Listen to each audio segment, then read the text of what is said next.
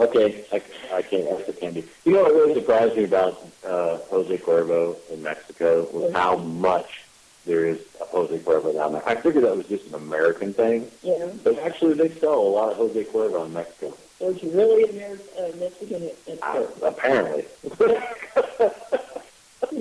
Authentic Mexican. Yeah, I didn't think it was authentic. I thought it was some Americanized version of tequila, but they have it all over the place down there, and that really surprised the heck out of me. Well, that was probably for the tourist stuff. It wasn't a tourist town. Oh, it was down in San Luis Potosí, which is way down in Mexico, and there wasn't very many Americans down there. I had a hell of a time getting around. There's a strip club. That's all I have to say. Strip club. Wow. But they sell dinner at strip clubs there, so it's okay. Oh, okay. Well, I've heard the question would be dinner at a strip club. A Mexican strip club. Just have it. Actually, it wasn't that bad. No, because it was separated. There was a restaurant on one side. There was a restaurant on one side, right? And I was sitting here having dinner, and these Mexican guys are just having a ball there. So me, I don't hear anyone. I just went up and I started talking to them, right? They were cool. Just sitting around drinking tequila and shooting pool, and I kept noticing these good-looking women coming out of this mirrored wall, right? There's a mirrored wall behind. There's a mirrored wall behind the pool table, right? And I'm like, and they did, and I'm like, what the hell? I'm like, what's over there? And they're like a strip club. I'm like, the Golden Girls. I was looking them up. I'll never forget it. Hey, yeah. It was that place was a trip. I'm not sponsored.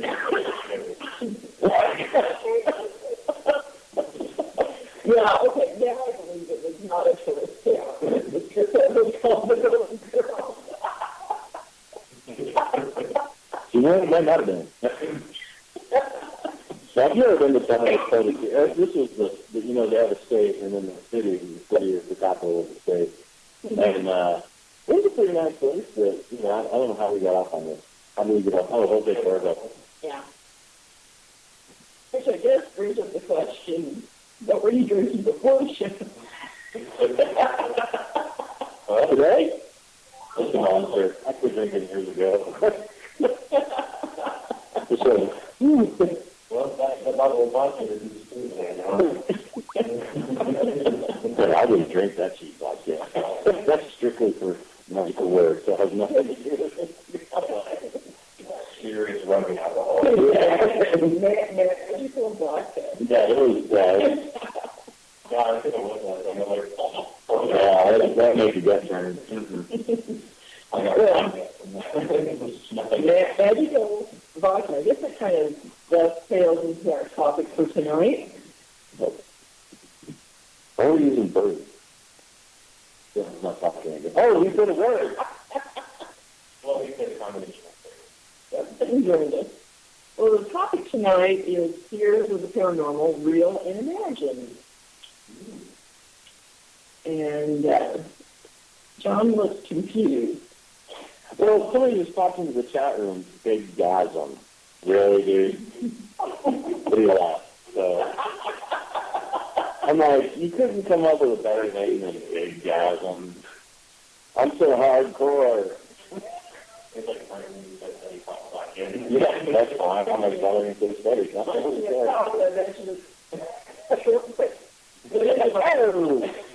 Cut in the minute man. So, fears of the paranormal, real and imagined. There seems to be a lot of talk lately in articles about, things to fear about the paranormal, almost like a, churning of, fears of trying people, don't get involved, don't, be wary, as they're trying to create hype. You notice that? Oh, yeah. Well, I mean, and Tristan and I actually were talking about this. I was reading something from one of the groups that I follow on Facebook. And he said, well, that makes people just get into it. They may not want to get into it because it makes it cost years. And I said, well, that's a good thing. I mean, really, because if you're not ready for it, don't go into it. Right. If you can't handle it, I mean, we all have fear. I mean, fear is what keeps us alive. It's just part of our natural instinct, it seems, in animals. But, being able to overcome the fear is a whole other animal altogether. But I think that it's a good. I think it's a good thing because there's so many people out there that are just randomly going into paranormal research just because they saw a show and they go, "Oh, that's where it's recorded," and they say, "Okay, I'm going to be a paranormal researcher." Well, I think there's a certain amount of people who get into it either with a group or just I'm going to go ghost hunt or whatever for the thrill of this weekend, finding an empty building or whatever.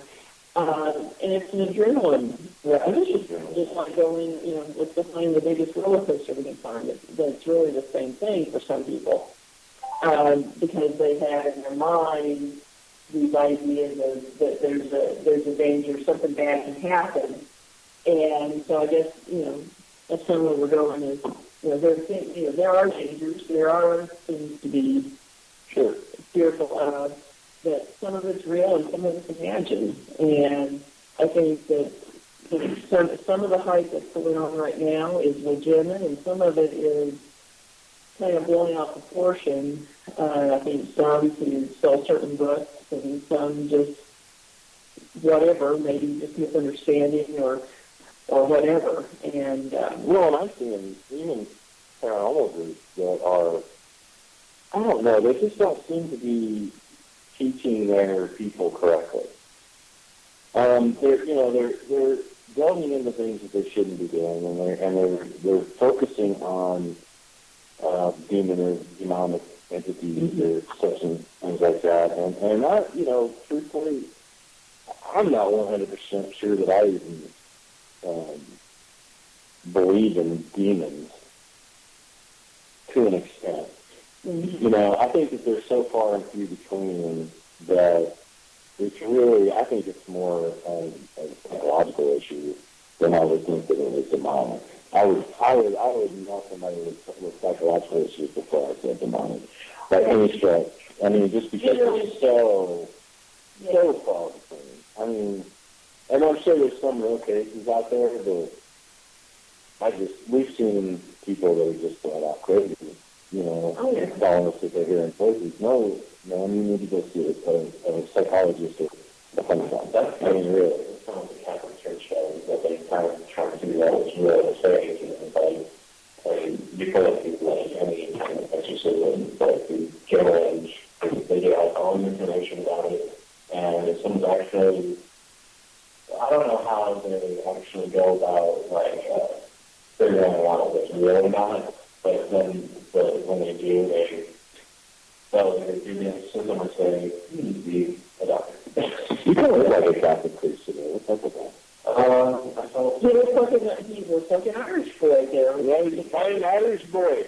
I feel Father Christian. I felt like supporting the Pope. Yeah, that's pretty cool. So. Well, but I agree with Tristan there that when we gently let's start with fear of demons and related negative entities. I think part of it is the sort of the healthy scare people in society will teach children, etc., to stay away from dangerous activity. Sure. But as far as really encountering demons, I think it's extremely rare. Yeah, I mean there are a handful of cases that do seem to go beyond normal paranormal activity that the church has labeled as demonic. And although I don't necessarily say turning to the church is necessarily the way to approach paranormal activity all the time, I think if you're really dealing with something that could be demonic, I think that's the best way to go. You're dealing with an organization that's been dealing with that subject for 2,000 years, and really is the only organization that has especially trained clergy to deal with demonic activity. And so I think there can be a legitimate fear of demons, although it's very rare.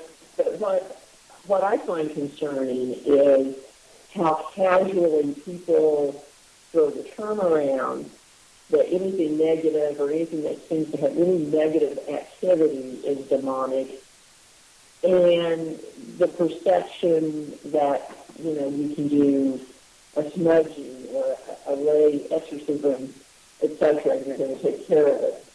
And I think because if you really are in a situation that has demonic activity or something related to gin, etc., then by stepping into that role, that's when you do open yourself up to problems.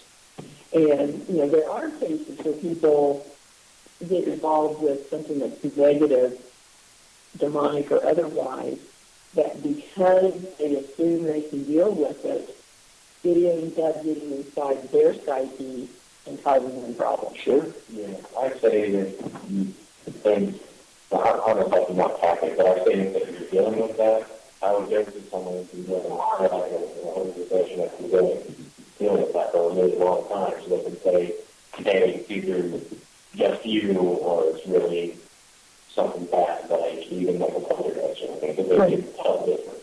Right. I mean, I don't even go to, not to bash a lot of paranormal groups, but we know what we're talking about, but I would say that most paranormal groups have been around for like 2,000 years or longer, so we have a unit or I can't be how long it is. I'm saying that you should actually go to more of a professional subjects. So. And I think too that there are a handful of people in the paranormal field that are very experienced with these extreme negative situations. But what I found with people who really do delve into that part of the work, they have the connections with priests who do exorcisms and so forth. They align themselves with people who have those skills and that training. And I think that's what's very cavalier and foolish is for you see people just say, oh, yes, we can deal with these things because we've been ghost hunting for 10 years or whatever. Yeah, that's what I was trying to say. Right. And I know there's people out there that are very experienced, like paranormal investigators, and they have those connections. I'm saying that kind of newer group wouldn't understand. They would roll out the back and be like, oh my God, it's really bad. And that's just like, but real people, they don't have for quite a while, and we probably know what to do with that situation.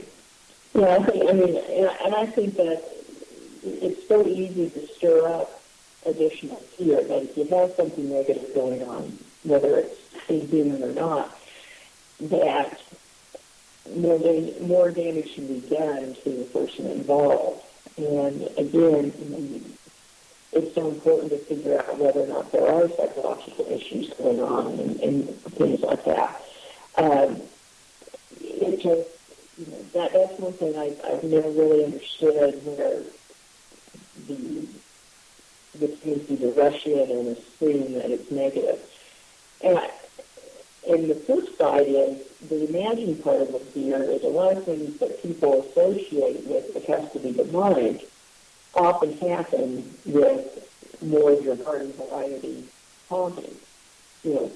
Scratching, for instance.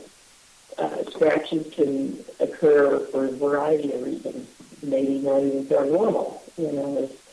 If you've got someone that is having some sort of sleep disorder failing, they can scratch themselves and not know it.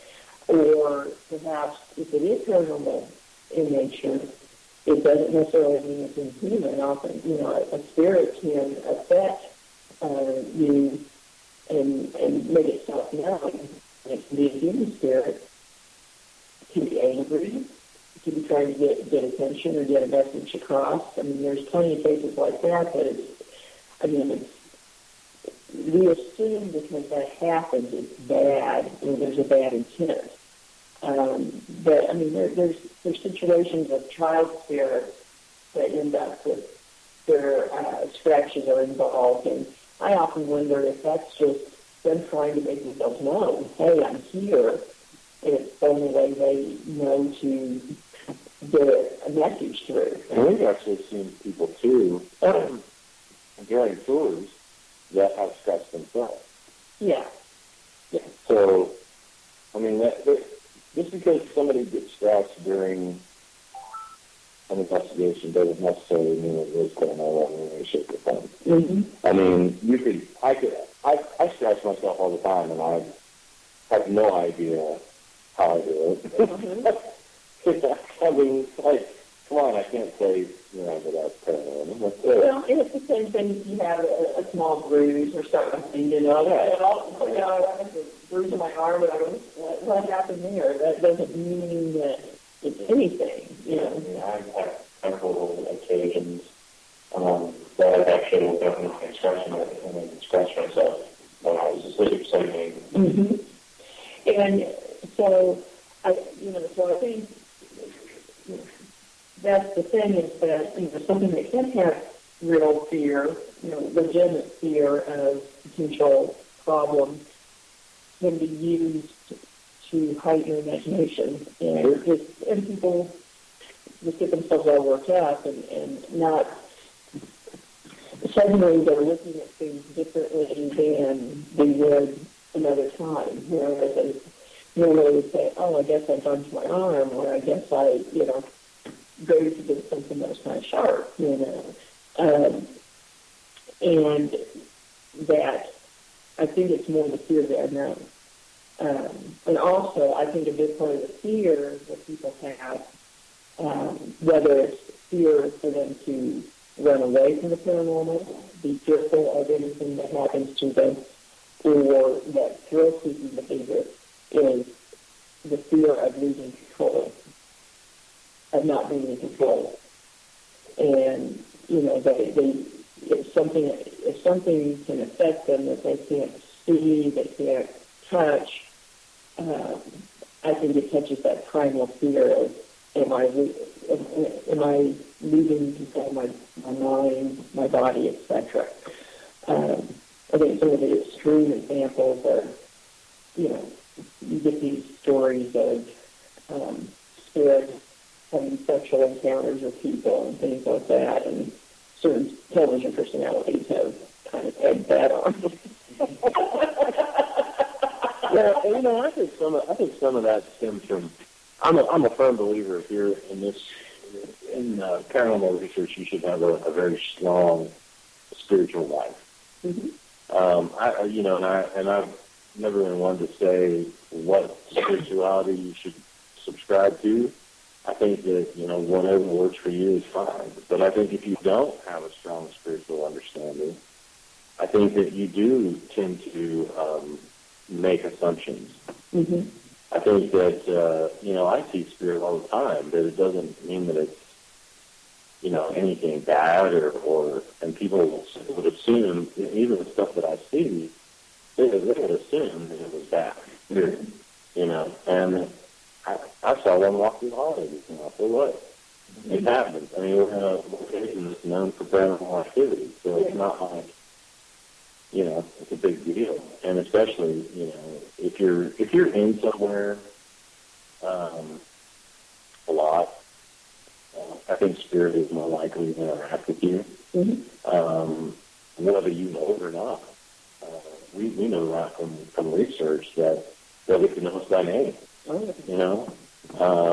They'll tend to work more with one person than another, or they'll, say our names, ask how we're doing, ask how the owner of the building's doing. Mm-hmm. There's certain things like that are actually truly concerned with, who we are and what we want here and how we are really doing. So I don't think that if you live in, especially in the house you live in, if you think that there's any sort of paranormal activity that's negative, you probably know it. I mean, it's not like a negative entity is different than a demonic entity, obviously, but negative entities are more likely to be jackasses, as opposed to demonic is not going to let you know that they're demonic. Yeah, I think that's what key is, and I think that's a big misunderstanding, public perception anyway, is because, and I think that's fostered with movies, etc. Sure. Because, the demonic looks for vulnerability to manipulate someone. And, just say you're going out on a first date, and, I go out with a guy, he acts like an asshole first date. Am I going out again? No. All depends. If you can look at him and get his muscles, what? We got money? That's just your fantasy, John. Right. If he's got money and big muscles, I'm down. Okay. He can be an ass if you want. Right, sure. Okay. But, seriously. And so, the demonic tend to hide their identity. Sure. And so, I think that's a big part of it, that these perceptions create certain fears and certain expectations that are false. And the train is driving me nuts. It's completely distracting. I'm not sure why it's going on so long. Maybe it's not really a train. Maybe is anybody out there? He's becoming rude and stopped to come through the door. Sure. And I just heard footsteps upstairs. Did you? Yes. I passed that. I might have just heard the footsteps. Insane in the membrane. Insane in the brain. Oh. And you will never get any more peanut butter.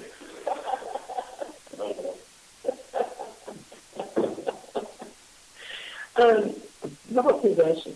That's a big topic, isn't it? Whether it's by demonic or... I go back to possession. Is there a difference between possession and channeling? What's the difference between possession and channeling? I guess whether or not you're a willing participant. But what if you don't? Because sometimes... Okay, so when we're dealing with investigation, and it's a strong entity, there are times that I feel like I'm not all there, and I'm probably not. I can say that. I can say that's fair. So is that a willing or unwilling possession? Well, or would that be channeling? Hey, I ain't willing nobody taking no entity out of my body and putting somebody else in there. Nope. Well, that's a little different than channeling. Well, channeling is just a conduit flow through, not to take up residence. Well, I agree with that. Not for its sake. Yeah, but some of them do kind of that thing. Well, they can. I've seen some pretty wild channeling back when I was a pup. Yeah. And, some of it, I've told this story before, but some of it I didn't believe, but some of it I did. I did believe it after some of the stuff she said. There's no way she would have known. Mm-hmm. But it wasn't her. She was a Lakota shaman, and I could get the person talking was not her. Mm-hmm. So is that a possession or a channeling? Well, I would say it's channeling because she had to get to that point for someone else to enter her body. But what if somebody has the ability to channel and doesn't know that they have the ability to channel? Well, she obviously initiated. But we're going back to possession now. If somebody has the ability to channel, doesn't know they have that ability, and the entity coming through is maybe not on the up and up. But like if it kind of stumbled upon. Right. Yeah. What? So is that possession or is that channeling? I don't know. It's kind of like a line there. I think it's a vague line. I think that I think that you guys are on it. I think that, being able to say yes or no, you can come in is different. Or only to be able to shut it down. Right. But then in some possession cases, it seems as though some of them have the ability to shut it down. Mm-hmm. So is that just a psychological issue, or are they really enjoying this quote-unquote negative demonic energy taking control of the body? I think some people are just flat out crazy. And seriously, I mean, I'm not trying to put anybody down that's been through that, because I know it's traumatizing skin. Mm-hmm. What I'm saying is I don't think every case of possession is possession. Well, no, and even the cases that have been put out there as possession cases, I still question that. Yeah, I mean, I think the term is used fairly loosely. Right. Again, it conjures an image that people say, and it's kind of scary, and it's kind of like watching a train wreck, you know. Sure. But I think that I'm kind of like Tristan. I think it's a sliding scale that channeling. Ideally, channeling is something that's entered into voluntarily, and the person remains in control, and a willing conduit. Possession, I think, is really when someone has lost the ability to say, this stops. And I think that certain people are more vulnerable to that than others. And what do you think would cause them to be more vulnerable? I already know the answer. I'm glad he does, because I have to make one up. No. Well, yeah, mental state has a lot to do with it. It has a lot to do with it. I think age can have a lot to do with it. I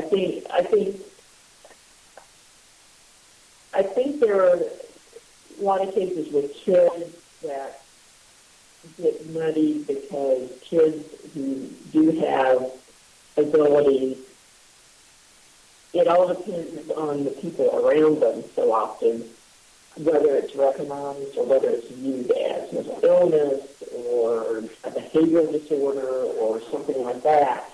And so I think if you have a child that has abilities that can channel, say, and they're not in an environment where it's supported, that they could be at risk for something more negative like possession. And I agree with that. I think mental strength has a big part of that, and it falls back to my belief that spirituality is important. Now, there are, if a child has that ability, and going on what you're saying, if a child has that ability and they're in I'm going to say the wrong spirituality that does not support such things, mm-hmm. and in fact, or a fearful environment, right? In fact, they would call it demonic, or worse, my God, Satan. Then that puts that child in a position to where they're not going to get the help that they need to be able to control something like that. And then that can cause possession, because they don't know how to control their mind and their own spirituality. Well, I think a big key, particularly for people who have abilities, psychic abilities of any sort, is learning to trust their own instincts, learning to trust their own senses. And we are conditioned in society not to do that, because everything's empirical, and so if you can't prove it empirically, then it doesn't exist. Sure. And so if you have a child in an environment that they are taught to trust themselves in a healthy way, they very often doubt themselves and assume that things are their fault. I mean, it's no different than kids going through a lot of other trauma, whether it be child abuse or going through a divorce or whatever. Kids, no matter what the situation is causing a problem, kids tend to blame themselves for it. And so if you have a kid who has these abilities that doesn't have the, the self-esteem built up to deal with it, then they're going to blame themselves, and that doubt is the vulnerability that allows a negative entity in. And then it just becomes a cycle, and those around them assume that this is negative and doesn't support them. And let's go back, let's take it to the next level then for adults.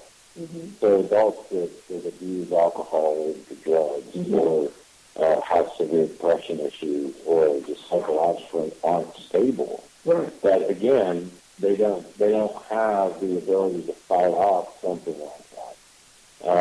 And truthfully, I believe that negative entities would search out that type of person, mm-hmm. because it's easier for them to control.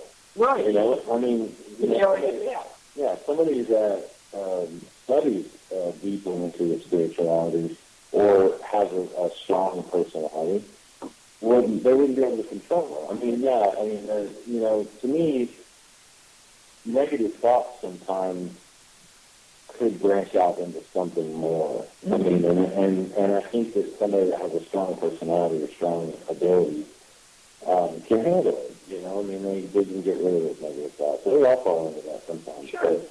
But, how am I here? I know. Yeah. And there's the alcoholism, the drug addiction, and the psychological issues.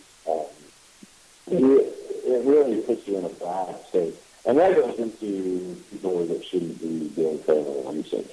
Well, that's true, and sort of the flip side, I think that I agree with you that you should have a strong sense of spirituality, whatever that basis is.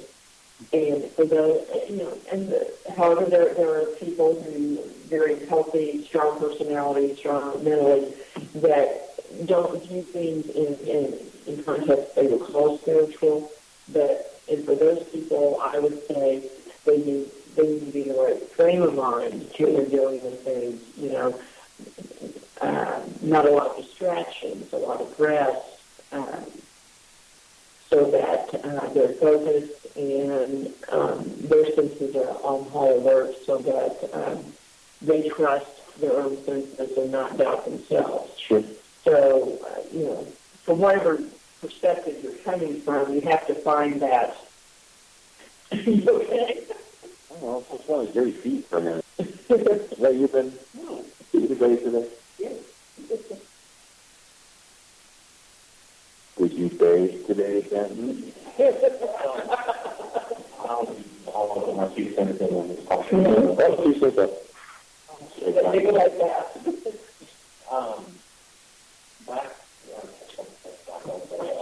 About the kid. I kind of find it hard for me to believe that a possession has happened to a kid. I'm not saying that if it happened to you, that it's believe you, but just at that age, they're more vulnerable to very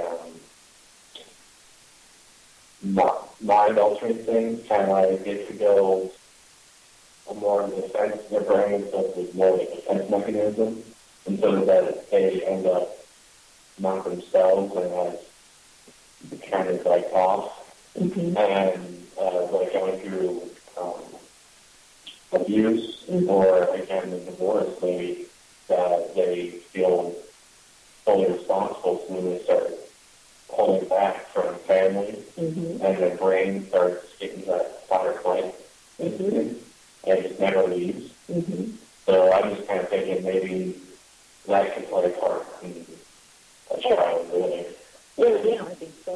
And You're so smart. You're so cute and smart. And as an adult, maybe someone who's dealing in the more spiritual path also. There's a lot of hallucinogens out there that can cause that, like daily. That's one of that.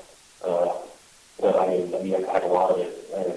That's a hallucinogen that has been said to change a person. Like it alters the way that they are while they're under that high or heroin or anything like that. I mean, you get like all these different hallucinogenic drugs that change people's mindset and it starts making way.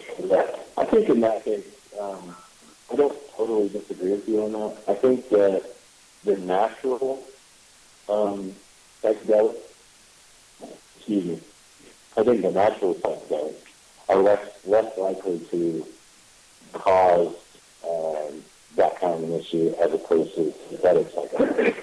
When you're looking at like LSD or something like that, or even people have even done high doses of THC, weed, and hallucinated.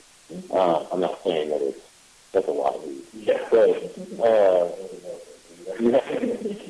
but I don't know. Now, to go back on what I just said, you know, there is a ceremony by the Peruvian shamans with an ayahuasca, and people should be very careful with ayahuasca because it can kill you. And if this person, a person can be a shaman and not be an ayahuasquero, which is an ayahuasquero is someone that does ayahuasca ceremony. And that's part of the problems that we're seeing down in Peru right now. People are going down to these ayahuasca ceremonies and they're not doing it with an ayahuasquero. So they don't know how to brew the tea for a Westerner as opposed to the Peruvian. They're two different, you know, Peruvians can handle a higher dosage because they're raised with it, whereas the Westerners can't. I'm trying to get answer out while you're under that, but it's really hard to study to get. I don't know if there is an answer.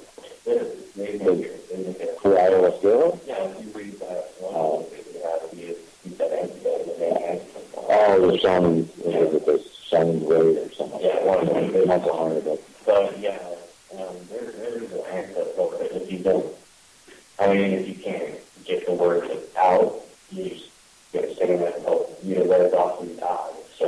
Well, and here's a sort of a thought to throw out is that the further back in time that you go, a lot more of the mind-altering journeys were undertaken by shamans or under their direction. And now it's very easy for people to alter their mind. Well, and I've seen, and I've had people that I've said, well, I know somebody here in the United States who did ayahuasca ceremony. Oh, you're dead, not for me. Japan. Well, they've done, I don't care how many they've done. Well, that's just like saying, people doing lay exorcisms. Right. And, that doesn't mean anything. Right. I don't care how many you've done, quote unquote. Right. Kind of like going to surgeon and all and then some people, and like someone survived, I don't think. Yeah. No, it's just like, well, I've watched brain surgery, so I can do it, Yeah. I can. Okay, you close your own brain. Yeah. Oh. Almost thinking you vegetable base. There's only been a good Ouija board and witch boards. Yay! Real? Imagine. Oh, absolutely real. Yeah. Wow, witch boards anyway. Well, and I think even Ouija boards to an extent can open up something. It really just depends on who's controlling it.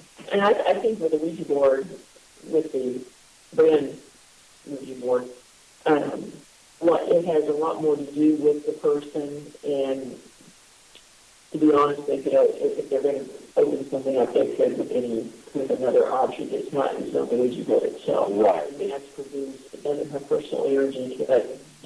It's cardboard and a printed piece of paper. Right. And I think a lot of people really don't understand, sort of the background of where the idea of the Ouija board came from. But it came from witch boards, which are a lot different.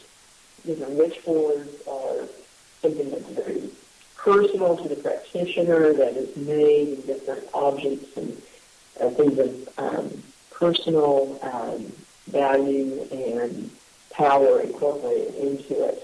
And so that's a lot different because of the energy and the power involved. Yeah, I doubt a lot of people that buy the Ouija board know how it works. If they saw maybe Ouija, like, oh, we can do this. But they see it, and they see the board in the store, and they're like, oh, I want one of those, and they grab it, and then, visibly work as well. I mean, it's not really personal to saying it has certain magical properties to it that would make it really work, just mass-produced. Right, and so that's the thing. If someone's having an experience with a mass-produced board, it's the person, and they could use other objects as a trigger. It's just because they're focusing their energy around that board, so it seems to be the board who's creating it. Well, I think that goes back to, we've talked about people reading the tarot and stuff like that in the past. And really, it doesn't matter what the tarot deck is. I mean, if you're a true reader, it really doesn't matter. And it goes to the thing with the Ouija board. It doesn't. You can put a piece of paper down with a yes, no on it, and pretend like it's a Ouija board, and it would do the same thing. Yeah. It's not the object generally; it's the person, like you said. So, I think people should stay away from it if they don't know how to mess with it. Because if they don't, and if they can potentially open something like that, and they don't know it, then they've got a real issue. I guess the lesson in the cover is, what are they opening? Because people say that, and I think a lot of times don't really understand when you say you can open something out. Yeah. What we're talking about when we talk about opening a portal. You're basically punching a hole in the wall. Right. You're basically opening up that hole between the spirit world and the mundane world, or this world, material world. And in doing so, if that hole is not closed, then whatever's on the other side, no matter good or bad, can come through. And I think the flip side of that is I think most spirits can travel the veil back and forth. But I think if you open a portal, it basically works like a decent line. It's like a revolving door. I almost think of a lighthouse with the light sitting. Hey, come here. And where spirit may cross the veil to a particular destination, or purpose, or a particular person, or whatever, that opening a portal like that just kind of opens the floodgate and draws the attention of spirits that might not be attracted to you or your location otherwise. Sure. And I think that's, I think one thing that people kind of misconstrue is that they tend to look at spirit on the other side as either being evil, demonic, or good.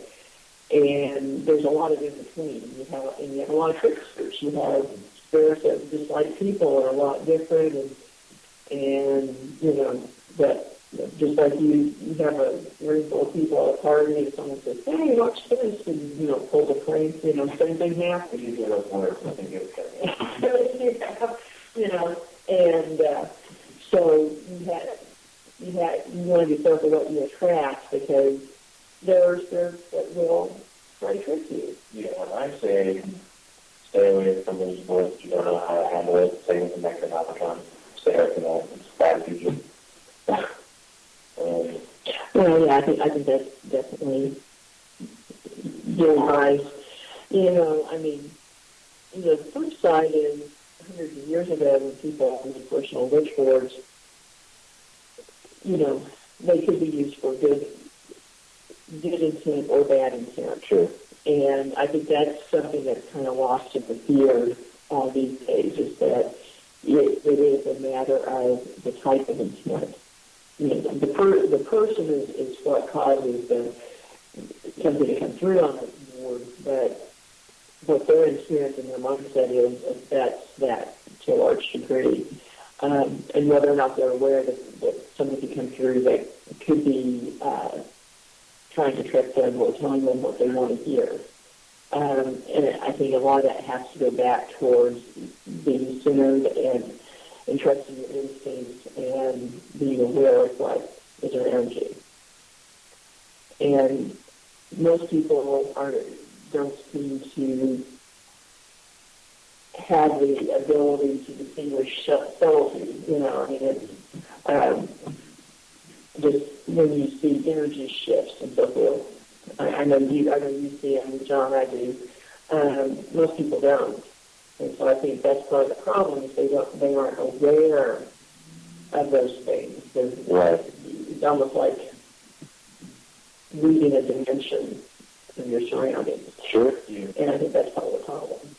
Yeah, the more I'm studying about spirituality, the more I start to see these like energy shifts, because the other day I was sitting on the couch at home and reading, and there is like an energy shift that is close to the corner of the room. Mm-hmm. I mean, it means nothing bad. I mean, most of the time, hopefully they aren't, but I mean, but I'm starting to see exactly those kind of things.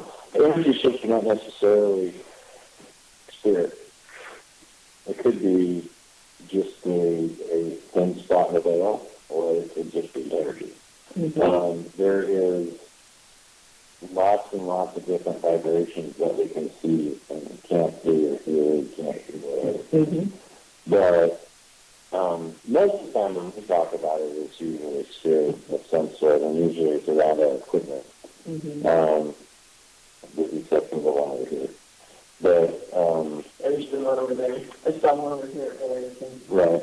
And you see that a lot, and if you're more open to allowing yourself to see it, you'll see it more and more. Mm-hmm. But it's just when we have trouble with, because I'm really in a protective state for a while, and then I'm going to open myself up to living seeing that kind of thing. There's nothing wrong with that. I mean, being in a protective state is okay, but learning to open that door and closing it is important. So you can open it when you need it and close it when you don't. There are times that I'm more open than others. There are times that I don't want to see shite. So, I mean, really, sometimes I just want to be left alone. Yeah. Okay, how about spirits? Spirits following you home.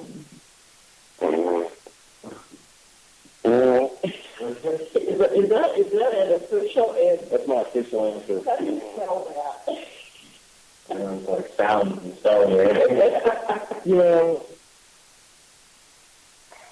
I think a spirit could attach, but why are they watching it? I mean, it just tricks her. That can happen even when you're not around the time of an investigation. Sure. They just wander through. And I guess that's another, misconception that we have, is that spirit is rooted to the four walls of a particular building. Yeah, whatever. Yeah. You're always going to be in contact with some sort of spirit. I mean, they're everywhere. They're around you whether you're aware of it or not. Yeah, I mean, even with a material person, your spirit to touch it, you just don't know it. I mean, me and my father were reading a book that basically says just that when you walk by, you're touching someone, but you're not touching someone. Mm-hmm. Your father sounds like a smart dude. I know, right? He doesn't know about the awesome dude.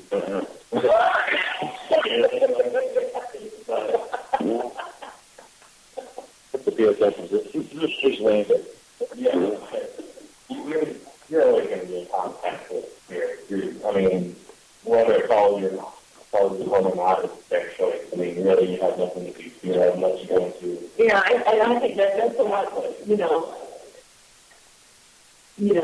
Attachment is something that yes, that's a spirit, and again, perhaps in rare instances, an attachment tends to be almost a precursor to a possession. I would say that. It kind of goes with, some of the, quote, dark arts, which aren't necessarily dark in all instances, but where you have conjurings, and you can, different entities can be invoked or evoked, and then the process, depending on the purpose, would become attachment and then possession potentially. And I think people too that have sensitivities, I think spirit tends to cling to them. Oh, yeah. We can hear them, And I mean, I hear crap when I'm laying in bed, and lately it's been a lot more audio than visual.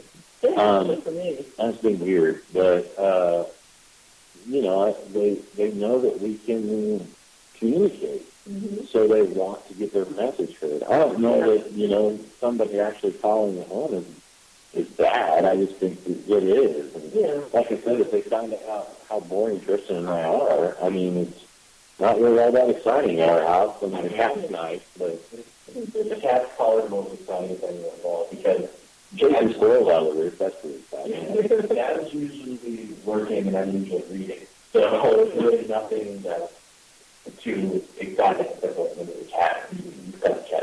Well, it's kind of like, our house too, things are not that exciting. They kind of wander through and, we kind of our resident spirits there, but, something new comes to really kind of wander in and out. I don't think they find us too exciting most of the time. Oh, no, I think your house is pretty exciting, really. There's something always going on. 5,000 people live there. Only 4,999. I was kind of the lady that cooks cookies. She runs around enough for two. Right. How about the new taboo it seems? Shadow Man. Yeah, we've talked about them before, but Shadow Man. What I don't get is the Shadow Man phenomenon has been around for a long time, and you had some people talking it was negative, but for the most part, really not. And then it seems recently you start reading a lot of books out and articles where, everything, Shadow Man, this is evil incarnate, basically. And it's almost like has the concept of a demon just becomes a passe, that we have to have a new evil entity. I mean, that's almost how it seems. Kind of, yeah. I think that people, people just, again, it goes back to their assumptions. And it very well could be part of the fact that, demons are kind of, so we're going to have something that sounds more scary, like a Shadow Man. I've said before, I've seen plenty of them, even from a kid, and I have no evidence to me, like from a psychic standpoint or from scientific standpoint, that tells me that they are. No, I don't Ever, any different than any other entity or apparition or anything that, for the most part, they generally don't want to be too near you. They run the other way. We had one chasing Selena, a friend of ours, around, but, Well, I mean, there are a couple places, one in particular around here that, there's one that does rush at you, but, at the end, I think it's just a very angry... yeah. I mean, from that location, you would almost call it angry. It has to be. Well, we're still living out, she'd probably be... Yeah. angry too. But, so I don't know. I haven't heard anything credible from anyone to say, I think it's just almost a creation of a new boogeyman to sell books or whatever, And I think some people just feed on this crap. I think they just absolutely love the drama. Yeah. And I'm a drama hater. I hate drama. Yeah. If you, really, if it's all about the drama, find something else. I mean, I look at it, there's enough drama in life that's unintentional. It's an energy with baking a cake or something with some, We'll make some cookies. Yeah, make some cookies. Hey, I guess I have to visit anyway. Yeah. I want to get a cookie though.